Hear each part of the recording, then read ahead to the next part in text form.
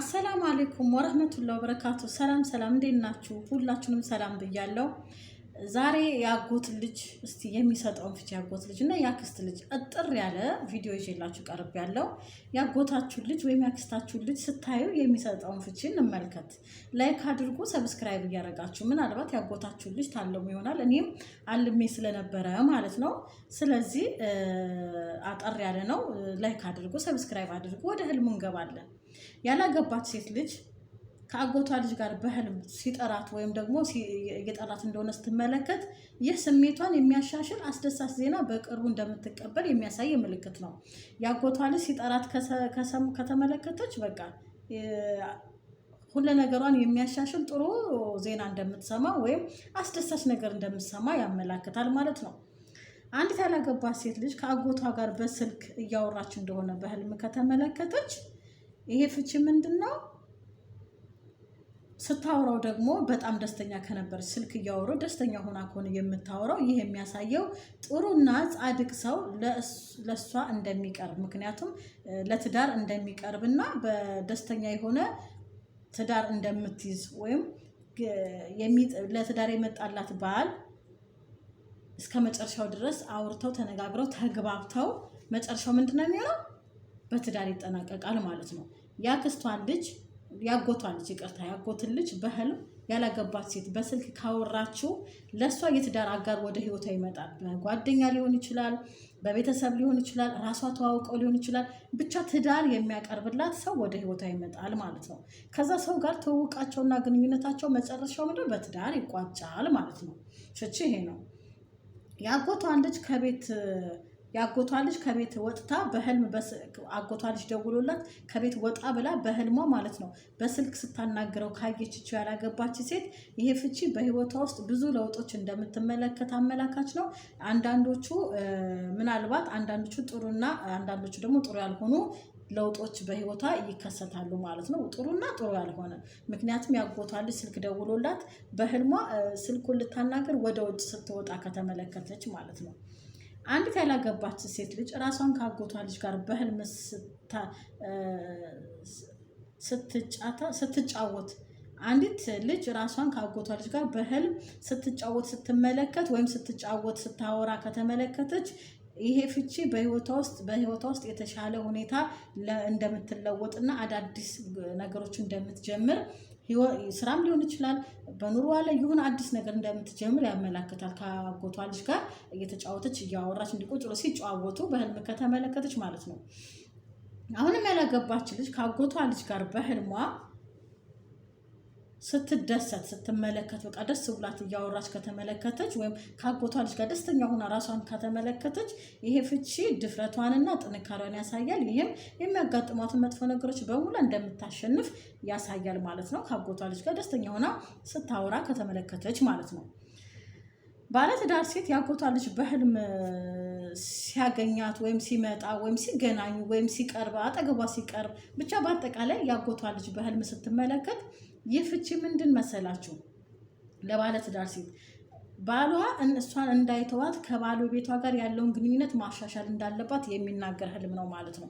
ምናልባት ባሏን ችላ ልትለው፣ ቦታ ላትሰጠው፣ ስራ ስትል፣ ቤት ስትል ችላ ብለው ሊሆን ይችላል እና በህልሟ ያጎቷ ልጅ ሲቀርባት ወይም አጎቷ አጠገቡ ያጎቷ ልጅ ቅርብ ሲላት ካየች ለባለቤቶች ትኩረት ስጪ፣ ለባለቤቶች ፍቅር ስጪ፣ ያለበለዚያ ግን አንቺን የሚተውበት አጋጣሚ ሊፈጠር ይችላል የሚል ፍቺ ነው ማለት ነው።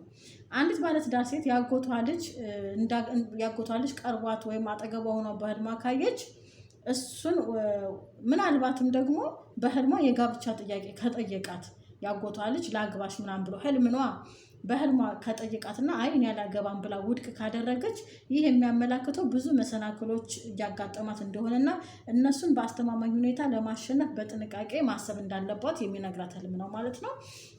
ያጎቷ ልጅ በፍቅር ጥያቄ እየጠየቃት ወይም ላግባሽ ብሎ ለባለትዳር ሲጠይቃት እና ኧረ እኔ አንተ ዘመድ አይደለ እንደ ያጎቴ ልጅ አይደለ እንዴት ሊሆን ይችላል ብላ ውድቅ ስታደርግ ከተመለከተች ይሄ ፍቺው ምንድነው? ብዙ መሰናክሎች እያጋጠሙ ስለሆነ እነዚህን መሰናክሎች ደግሞ በጥበብና በዘዴ ለማለፍ ሞክሪ እያለ ነው።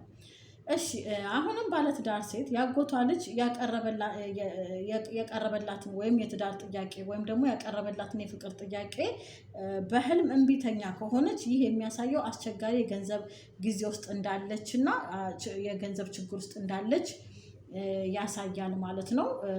ምናልባት የኑሮ ሁኔታን ለማሻሻል ስራ መፈለግ እንዳለባት ስራ መስራትና ነገሮችን ማሻሻል እንዳለባት ነው። የአጎቷ ልጅ የፍቅር ጥያቄ ወይም የሆነ የፍቅር የሆነ ነገር ሲጠይቃት የሆነ ነገር ፈልጎ ከሷ እምቢ አለች ማለት ይሄ ማለት የገንዘብ ችግር አለባት፣ እንደገና የኑሮ ሁኔታ አልተሳካም፣ አልተመቻቸም። ስለዚህ ይሄን ነገር ለማስተካከልና ገንዘብ ሁኔታዋን ለማሻሻል ስራ መፈለግ አማራጮችን ማየት እንዳለባት የሚነግራት ህልም ነው ማለት ነው። የአጎት ልጅ አቅፋ እሺ ብላ ስትቀበለው ስትፈልገው አንድ ላይ ሲሆኑ ማየት ደግሞ የሚመጡ ገንዘቦችን የሚመጡ ለውጦችን የሚመጡ ህይወቷ ላይ ያሉ ጥሩ ነገሮችን ይገልጻል ማለት ነው። ባለትዳር ሴት ከአጎቷ ልጅ ጋር የአጎቷ ልጅ ሊያገባ ሆኖ የጋብቻ ድግስ ላይ የአጎቷ ልጅ ሊያገባ ሆኖ የጋብቻ ድግስ ላይ እየጨፈረች እንደሆነ በህልም ከተመለከተች ያገባች ሴት ይሄ በህይወቷ ውስጥ ብዙ ለውጦችን እንደምትመለከት ይጠቁማል። ይህም ህይወቷን በብዙ አዎንታዊ መንገዶች ለመለወጥ አስተዋጽኦ ታደርጋለች ማለት ነው። የአጎቷ ሰርግ ላይ የአጎቷ ልጅ ሊያገባ ሆኖ ድግስ ተደግሶ እዛ ድግስ ላይ ወይም ደግሞ እዛ እንትን ላይ እየጨፈረች ወይም እዛ ድግስ ላይ ተገኝታ ወዲያ ወዲህ እያለች በህልም ከተመለከተች ማንኛውም ነገሮቿን ለማሻሻል በአዎንታዊ መንገድ በጥሩ መንገድ እየጣረች እንደሆነ ያመላክታል ማለት ነው። ሌላው ባለትዳር ሴት አጎቷ ልጅ ሰርግ ላይ ስትገኝና በህልም ጥቁር ልብስ ለብሳ ስትመለከት እንግዲህ አጎት ልጅ ሰርግ ላይ ተገኝታ ጥቁር ልብስ ህልም ስለሆነ ነው እንጂ ሰርግ ላይ ጥቁር ልብስ አይለበስም፣ ሀዘን ላይ እንጂ። ግን እዚህ ህልም ላይ ምናልባት የሰርግ ላይ ተገኝተሽ ጥቁር ልብስ ለብሰሽ ከተመለከትሽ ይሄ ፍቺ በትከሻሽ ላይ የተጣለብሽን በርካታ ተግባራት በጣም ኃላፊነት ከመጣሉ የተነሳ አስቸጋሪ ሁኔታዎች ላይ እንደምታልፊ ያሳያል ማለት ነው። ብዙ ኃላፊነቶችን ተሸክመሻል። በዛ ሁኔታ አስቸጋሪ በችግር ውስጥ እያለፍሽ እንደሆነ ሊያመላክት ይችላል። በአጎትሽ ልጅ ሰርግ ላይ ጥቁር ከለበሽ ኃላፊነት ተጭኖሻል። ችግሮች በቃ የአባት የቤተሰብ የልጅ የባል በቃ ሁሉ ነገር አንቺ ላይ የስራ ሊሆን ይችላል፣ ልጆችን የማሳደግ ማንኛውም ኃላፊነት አንቺ ላይ ተጭኖ በዛ ደግሞ በጣም ችግር ውስጥ እንዳለሽ ሊያመላክት ይችላል ማለት ነው። ባለትዳር ሴት የአጎቷን ልጅ የመተጫጨት ወይም የፍቅር የትዳር ጥያቄ ጠይቋት በዛ ደግሞ እሺ ብላ እንደምትቀበል በህልም ካየች ይህ በመጪው ጊዜ ውስጥ የምታገኘውን ብዙ ገንዘብና መልካም ነገሮች ያሳያል። አያችሁ አይደለ? አልፈልግም ብላ የትዳር ጥያቄውን አልቀበልም ካለች ገንዘብ እጦት ነው ያጎቷ ልጅ። የሚገርም እኮ ነው። ህልም እኮ ሲጀመር ሚስጥር ነው። ቁልፎች ሲፈቱ ማለት ነው። ቁልፍ ነገር ስለሆነ ቁልፍ መፍታት ወይም ሚስጥርን መግለጥ ነው እንጂ እንዲሁ በግምት የሚፈታ አይደለም ማለት ነው። እና እንግዲህ ያጎቷ ልጅ ደግሞ የፍቅር ጥያቄ ወይም የትዳር ጥያቄ ወይም የጋብቻ የሆነ ነገር ጠይቋት እሺ ካለች ደግሞ የምታገኘውን ገንዘብና መልካም ነገር ያሳያል ማለት ነው። እምቢ ካለች ደግሞ ገንዘብ እያጣች እየተቸገረች በቃ ስራ ራሱ መስራት እንዳለባት የሚያገናዝብ ህልም ነው ብለናል። ትዳር የፈታች ሴት የአጎቷ ልጅ ሲጠራትና በህልም ሲያሽኮረምማት ስትመለከት ይህ ለእሷ ተስማሚ ከሆነ ሌላ የተሻለ የትዳር አጋር እንደምታገኝ የሚያሳይ ነው። ከበፊቱ የተሻለ ጥሩ የትዳር አጋር ታገኛለች ማለት ነው። የተፈታች ሴት የአጎቷ ልጅ በህልም ሲያሽኮረምማት የሆነ የፍቅር ነገር ሀረካት ሲያደርግ ከተመለከተች ይህ ከበፊቱ ባል የተሻለ ጥሩ ባል እንደምታገኝ ተስማሚ ባል እንደምታገኝ የሚያሳይ ማስረጃ ነው። በነገራችን ላይ ይታለማል። እኔ አለም ያለው እንደዚህ ያጎቴ ልጅ ሆኖ በቃ እንደዚህ ሌላ ፍቅር እንደዚህ አይነት ነገር ማለት ነው። አይታለምም ማለት አይደለም፣ ወላሂ እኔ ስላለምኩት ነው። እና አስባችሁታል? ይታለማል። በቃ ስታቅፉት ስትስሙት ምናምን በፍቅር አይን በሌላ ሀሳብ ስታስቡት ታልማላችሁ። ብዙ ጊዜ ለምን መሰላችሁ እንደዛ የምታልሙት? ፍቺው ከገንዘብና ከነገር ጋር የተያያዘ ስለሆነ እንደዛ አለማችሁ ማለት ወይ የፍቅር ግንኙነቱ ገብታችሁ የሆነ ነገር ስታደርጉ አለማችሁ ማለት እናንተ ገንዘብ አገኛችሁ ማለት ነው። መጥፎ ነገር አይደለም ማለት ነው። ለዛ ነው እንደዚህ አይነት ነገር ልናልም የምንችለው። ገንዘብ ወደ ህይወታችን ሊመጣ ወይም ገንዘብ ልናጣ ሲሆን በእንደዚህ አይነት ህልም ሊያሳየን ይችላል ማለት ነው። እሺ አሁንም ትዳር የፈታች ሴት ያጎቷን ልጅ በህልሟ በስልክ እያወራችሁ ወይም እንደዚህ በቪዲዮ ሊሆን ይችላል፣ ብቻ በስልኳ ያጎቷን ልጅ በህልሟ ካየች ይሄ ፍቺ ከቤተሰቦቿ እና ከቅርብ ጓደኞቿ ጋር የምትኖረውን የተረጋጋና ደስተኛ ህይወት ያሳያል ማለት ነው። በሞባይሏ ያጎቷን ልጅ ከተመለከተችው እንግዲህ ይሄን ነው ፍቺው ማለት ነው። አንዲት የተፈታች ሴት ያጎቷ ልጅ ሲጠራትና ስለ ስራ በህልም ሲያናግራት ካየች ይህ ብዙ ገንዘብ ወደሚያመጣላት ትልቅ የንግድ አጋርነት ወይም የፕሮጀክት ስራ ውስጥ እንደምትገባ ወይም የንግድ ስራ ውስጥ እንደምትገባ ያመላክታል። ይህም ስራ ደግሞ ምንድነው? ትርፍ ያመጣላታል ማለት ነው። ያጎቷ ልጅ በህልም ሲጠራት ከተመለከተች እና ስለ ስራ እያወራት እኮ ነው በህልሟ ስራ እንስራ እንዲናደርግ እያለ ከነገራት በህልሟ እንግዲህ በእውነታው ምንድነው የምትሆነው? የጋራ ስራ ከሆነ ሰው ጋር ብትጀምር አትራፊ ወይም የሆነ የጋራ ስራ እንደምትጀምር ንግድ ውስጥ እንደምትገባ ያመላክታል ማለት ነው። ቀጣይ ደግሞ የተፈታች ሴት ያጎቷን ልጅ ከሌላ ሀገር በመስመር ሌላ ሀገር እሱ ሌላ ሀገር ሆኖ በስልክ ከያጎቷ ልጅ ጋር በህልም ሲያወሩ ከተመለከተች የተፈታች ትዳር የፈታች ሴት ማለት ነው። ይሄ ፍቺ ህይወቷ በተሻለ ሁኔታ እንደሚቀየርና ወርቃማ እድል እንደምታገኝ ያመላክታል። እድል ሊኖራት ይችላል። ምን አይነት እድል አይታወቅም። ወይ የውጭ መውጣት የሆነ ጥሩ እድል ወደፊት ለፊቷ አለ ማለት ነው። ያጎቷን ልጅ ከሌላ አገር ወደ ሌላ አገር ተደዋውሎ በስልክ ስታወራ ከተመለከተች ወርቃማ እድል ፊቷ ከፊት ለፊቷ ይጠብቃታል ማለት ነው። ምናልባት እጣ ብትቆርጥ ይደርሳት ሊሆን ይችላል፣ አይታወቅም። የተፈታች ሴት ወጣት ያጎቷ ልጅ በህልም ስትጣራ ራሷ ወጣት ሆኖ ስትጣራ በህልሟ ከተመለከተች ይሄ በቅርብ ማግባትና ከባለቤቷ ጋር ደስተኛ ህይወት እንደምትኖር ወይም ደስተኛ ቤተሰብ እንደምትመሰርት ያመላክታል። አያችሁ አይደለ? ያጎቷ ልጅ ስትጣራ የተፈታች ሴት ከተመለከተች አላስ ትዳር እንደምትይዝና የአማረ ትዳር እንደምትኖር ነው። ጥሩ ቤተሰብ እንደምትመሰርት ያመላክታል ማለት ነው። ሌላው ደግሞ እዚህ ጋር ደግሞ ያጎታችሁ ልጅ ጋር ስትከራከሩ ማየት ደግሞ እንመልከት። አንዲት ልጅ ራሷን ካጎቷ ልጅ ጋር በህልም ስትጨቃጨቅ ስትመለከት ይህ ከቤተሰቧ ጋር የሚያጋጥሟትን ብዙ ቀውሶችና ችግሮች ምልክት ነው። አያቸው የምትጋጭ ያለችው በህልሟ ከአጎቷ ልጅ ጋር ነው። ፍቺው ደግሞ ከቤተሰቧ ጋር ብዙ ቀውሶችና ችግሮች ውስጥ እንደምትገባ ያሳያል። ይህም ለተወሰነ ጊዜ በመካከላቸው አለመግባባት ችግር ይፈጠራል ማለት ነው። ከአጎት ልጅ ጋር ተጨቃጨቃችሁ ማለት በእውነታው ከቤተሰብ ጋር ልትጨቃጨቁ የሆነ ቀውስ ውስጥ ይፈጠራል፣ አለመግባባት ይፈጠራል ማለት ነው። እሺ ሌላው ይቀርቋ እንዴ ህልም አላሚዋ ካጎቷ ልጅ ጋር በህልም ስትጨቃጨቅ ካየች ይህ የሚያሳዝነው በዙሪያ ባሉ ሰዎች ጭካኔና ኢፍትሐዊ ድርጊት የተሞላ መሆኑን ያመላክታል።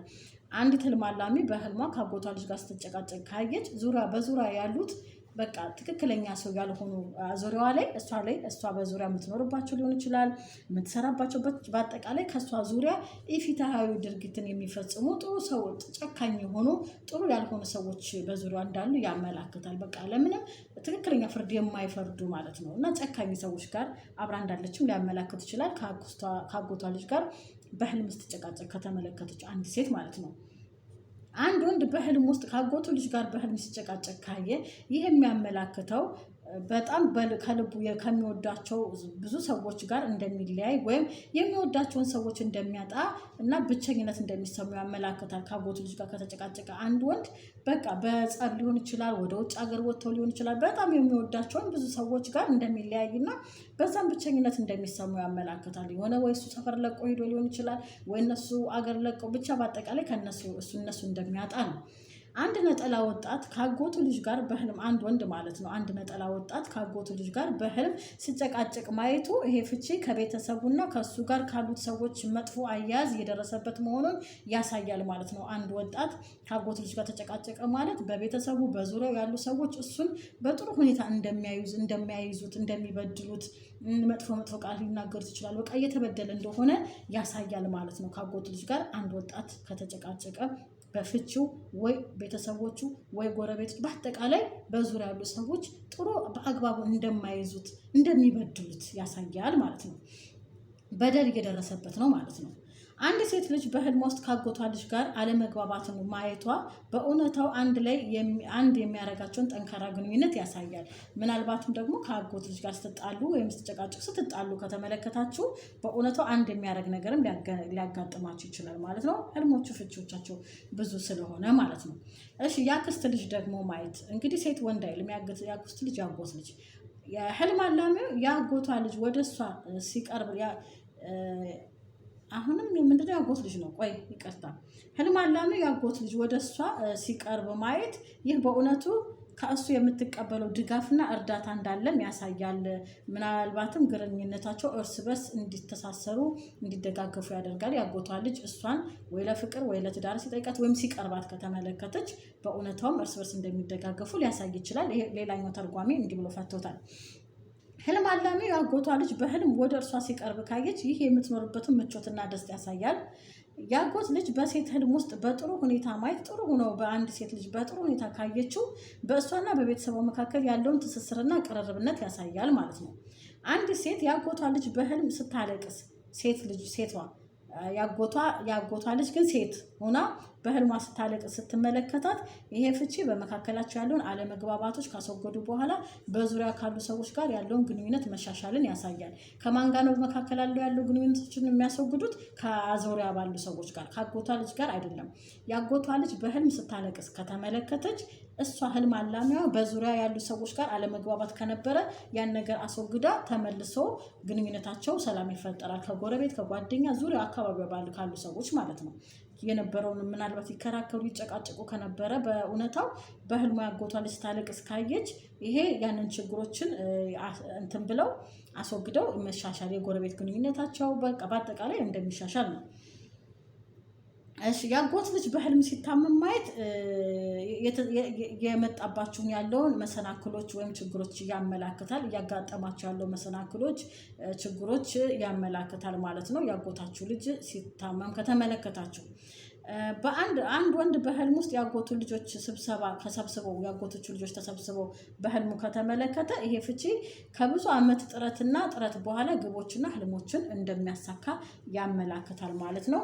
ውድ ተመልካቾች እንግዲህ ያጎትን ልጅ በህልም ማየት የሚሰጠው ፍቺ ይህን ይመስላል። ስለተከታተላችሁን ከልብ አመሰግናለሁ። ላይክ ማድረጋችሁን አትርሱ። ሰብስክራይብ እያደረጋችሁ ተከታታይ የህልም ፍቺዎች እንዲደርሳችሁ ደውሉን ተጫኑት ነው የሚባለው። ሼርም አድርጉ። ደህና ቆዩ።